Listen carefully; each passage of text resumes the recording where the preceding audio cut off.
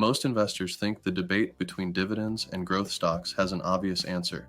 Dividends feel safe, growth feels risky, dividends feel like income, growth feels like waiting. So naturally, many people assume dividend investing builds wealth faster. But here's the uncomfortable truth most investors never hear. The thing that feels better emotionally is often not the thing that grows your money faster mathematically. Once you understand why, this entire debate stops being emotional and starts being logical. Welcome to Aaron's Money Manual, where we simplify money so you can stress less, live more, and actually make your hard-earned cash work for you. If you like beginner-friendly investing, explained clearly and without hype, make sure to subscribe for weekly videos. To understand which strategy builds wealth faster, we first need to be clear on what dividend stocks and growth stocks actually are, because a lot of confusion starts with definitions. Dividend stocks are companies that regularly pay part of their profits to shareholders in cash. These are usually mature, stable businesses with predictable cash flow. Growth stocks are companies that reinvest most or all of their profits back into the business to expand faster. Instead of paying cash to shareholders, they aim to increase the value of the company over time. Neither approach is good or bad. They are simply two different ways a company can use its profits. Dividends feel powerful for one simple reason. You see cash hit your account. If you own $100,000 in dividend stocks yielding 4%, you might receive about $4,000 per year in dividends. That feels like income. It feels real. It feels earned. Meanwhile, a growth stock might increase in value by $4,000 and you feel nothing. No notification, no deposit, just numbers on a screen. Emotionally, dividends feel superior, but investing isn't about feelings. It's about total return. The real question is not which one pays you. The real question is which one increases your net worth faster after time, taxes, and reinvestment. Total return is the combination of price growth and dividends received. A stock that grows 8% per year with no dividend has the same total return as a stock that grows 4% and pays a 4% dividend before taxes. The difference is how that return shows up. Dividends are visible, growth is quiet. But the market does not care how returns feel. This is where many investors misunderstand dividends. When a company pays a dividend, that cash leaves the business. On the dividend payment date, the stock price typically drops by roughly the amount of the dividend. If a stock is trading at $100 and pays a $2 dividend, the price often adjusts to around $98. You did not receive extra money out of nowhere. You received part of your investment back in cash. That does not make dividends bad, but it does mean they are not free money. Growth stocks compound differently. Instead of sending cash to shareholders, growth companies attempt to compound internally by reinvesting profits into expansion, innovation, and efficiency. Imagine two investors starting with $10,000. One invests in a dividend stock earning a 4% dividend and growing 4% per year. The other invests in a growth stock earning 8% per year with no dividend. On paper, both have the same total return.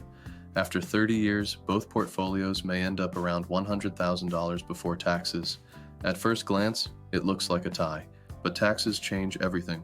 Dividends are often taxed every single year in taxable accounts. Growth is usually taxed only when you sell.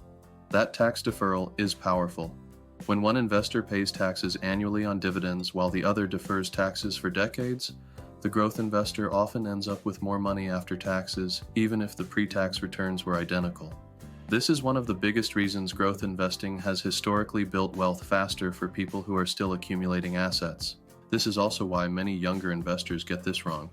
Dividends feel like income, but at smaller portfolio sizes, that income is usually underwhelming. A 4% dividend yield on $25,000 is about $1,000 per year, or roughly $83 per month. That income feels good psychologically, but it does very little to change your life while potentially slowing long-term growth through taxes and lower reinvestment efficiency. Growth strategies tend to shine when you have time and do not need income yet. Reinvested growth compounds quietly but aggressively. This is why broad market index funds, which lean toward growth, have historically outperformed most dividend-focused strategies over long periods. Not because dividends are bad, but because reinvestment efficiency matters when time is on your side. That said, dividends are not useless. They absolutely have a place. Dividends can reduce volatility, provide psychological comfort, create predictable cash flow, and help investors stay invested during market downturns. For retirees or investors living off their portfolio, dividends can be incredibly useful. Selling shares during a market crash to generate income can be stressful. Dividends can reduce that pressure. Dividends are not about maximizing growth. They are about managing behavior and stability. Consider two different goals.